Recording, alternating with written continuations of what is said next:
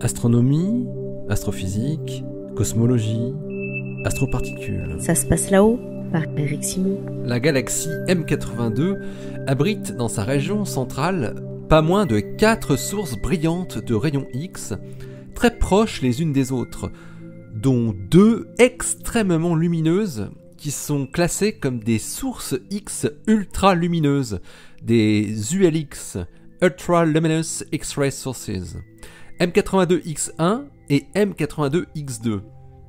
Une pulsation de rayons X étonnante de période d'environ 60 jours avait été détectée en provenance de M82 depuis quelques années. Et une équipe peut aujourd'hui affirmer qu'elle provient de la source M82X2 sans pouvoir expliquer le phénomène qui est à son origine.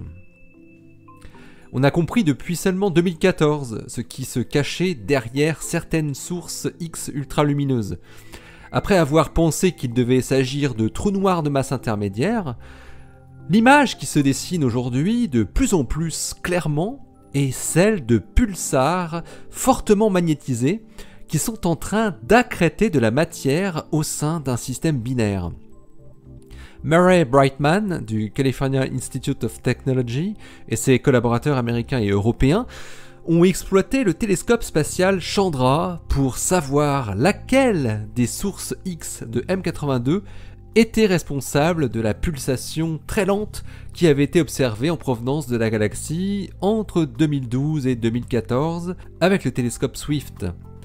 Une pulsation beaucoup plus lente que la période orbitale des couples binaires formant ces sources X. Ils ont donc suivi les différentes sources intenses de M82 sur une longue durée, près d'1 an à raison d'une observation par mois. Et ils ont analysé l'évolution temporelle du flux de rayons X pour chacune d'entre elles. Et il se trouve finalement, après une fine analyse, qu'il n'y a que M82X2 qui montre une évolution périodique de longue durée qui vient se superposer à sa période de rotation intrinsèque, c'est-à-dire la rotation de l'étoile à neutrons sur elle-même, de 1,37 secondes, et à sa période orbitale de 2,5 jours autour de sa compagne, une étoile de plus de 5 masses solaires. Il était difficile de séparer les 4 sources X lumineuses de M82, car elles ne sont séparées que par 5 secondes d'arc environ. Seul le télescope X Chandra pouvait résoudre les 4 sources. La période de variation de la luminosité X de M82X2, qui atteint un facteur 100 entre le minimum et le maximum, est très exactement de 63,8 plus ou moins 0,6 jours. Étant donné la grosse différence entre cette période de pulsation et la période orbitale du couple à l'origine de M82X2, qui est de 2,5 jours, celle-ci est qualifiée par les astrophysiciens de superorbitale, c'est-à-dire non liée directement avec le fait que l'on soit en présence d'un pulsar en orbite autour d'une étoile. Ce qui surprend les chercheurs, c'est l'étonnante similarité de M82X2 avec d'autres ULX propulsés clairement par des pulsars, qui montrent elles aussi une pulsation superorbitale et de durée très proche, 65,1 jours pour NGC 7793 P13 et 78,1 jours pour NGC 5907 ULX1. En revanche, ces deux autres ULX voient leur flux de rayons X varier seulement d'un facteur 2 à 3 comparé au 100 de M82X2. Et elles semblent parfois complètement s'éteindre, ce qui n'est pas le cas de M82X2.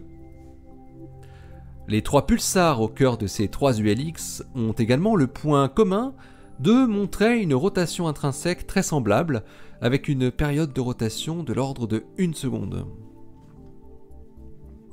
L'existence de périodes superorbitales est également connue dans d'autres systèmes binaires impliquant une étoile à neutrons, mais pas des sources X ultralumineuses. On peut citer RX1, LMCX4 et SMCX1, découvertes dans les années 70 et 80. Dans la plupart de ces cas, la variation d'intensité du flux X a pu être expliquée par la forme tordue du disque d'accrétion de matière entourant le pulsar, qui viendrait occulter périodiquement l'émission de rayons X de l'étoile à neutrons. La source LMC X4 montre par exemple une période de 30 jours avec une variation d'un facteur 60. Il y aurait donc le même type de disque d'accrétion déformé autour de M82X2 ? Pas si vite.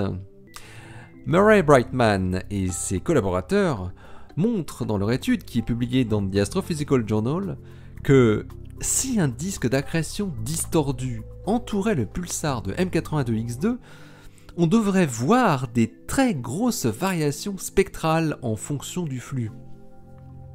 La distribution en énergie des photons X devrait varier quand le flux augmente ou décroît au cours de la pulsation lente.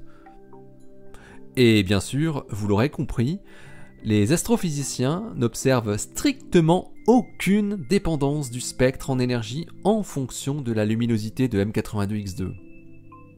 Ils en concluent qu'il est très improbable que la périodicité de 63,8 jours soit due à un phénomène d'occultation d'un disque d'accrétion déformé. Une autre idée, émise l'année dernière par un autre groupe pour tenter d'expliquer la chose, serait l'existence d'un phénomène de précession du disque d'accrétion qui pourrait être provoqué par un effet relativiste. Mais ce processus, pour expliquer la variation d'un facteur 100 entre le minimum et le maximum de luminosité, qui est observé dans M82X2, devrait, selon Brightman et ses collègues, impliquer une énorme précession qui devrait retourner périodiquement le disque de matière à 90 degrés pour le passer d'une vue de face à une vue par sa tranche, ce qui semble, là encore, plus qu'improbable. Une troisième idée, évoquée par les chercheurs dans leur article pour tenter d'expliquer l'origine de cette périodicité de 63,8 jours dans l'intense émission X de M82X2, est non plus la précession du disque d'accrétion en entier, mais la précession d'une sorte de faisceau de rayons X qui sortirait d'un disque d'accrétion épais par une ouverture conique. Une étude de 2017 avait en effet montré que cela pouvait expliquer la longue période du signal dans le cas de NGC 5907 ULX1. Mais ce scénario, appliqué à M82X2, impose un réglage fin très contraignant. Le demi-angle d'ouverture du faisceau doit être inférieur à 5 degrés et l'angle de visée doit être du même ordre, de façon à ce que l'axe de visée se trouve être au bord du cône d'émission, ce qui permettrait de voir le flux décroître très fortement lorsque le faisceau d'émission subit une petite précession et sort alors de la ligne de visée.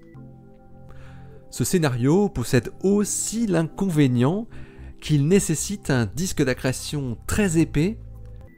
Or, les disques d'accrétion autour des pulsars semblent devoir toujours être assez fins. Murray Brightman et ses collaborateurs, après avoir tenté d'expliquer par divers processus la période de 63,8 jours de M82X2 qu'ils ont clairement identifiée grâce à Chandra, restent secs. M82X2 rejoint donc les autres sources X ultralumineuses qui possèdent une période superorbitale de 60 à 80 jours, dont l'origine est toujours inconnue, ce qui a le charme de leur laisser un certain mystère. L'article de Murray Brightman et ses collaborateurs est paru dans The Astrophysical Journal, volume 873, daté donc du 11 mars 2019, et il porte le titre A 60-day superorbital period originating from the ultraluminous X-ray pulsar in M82. Allez, d'ici la prochaine, portez-vous bien, restez bien les yeux vers le ciel, vers la Grande Ourse où se trouve M82, et restez bien les pieds sur terre. Allez, salut!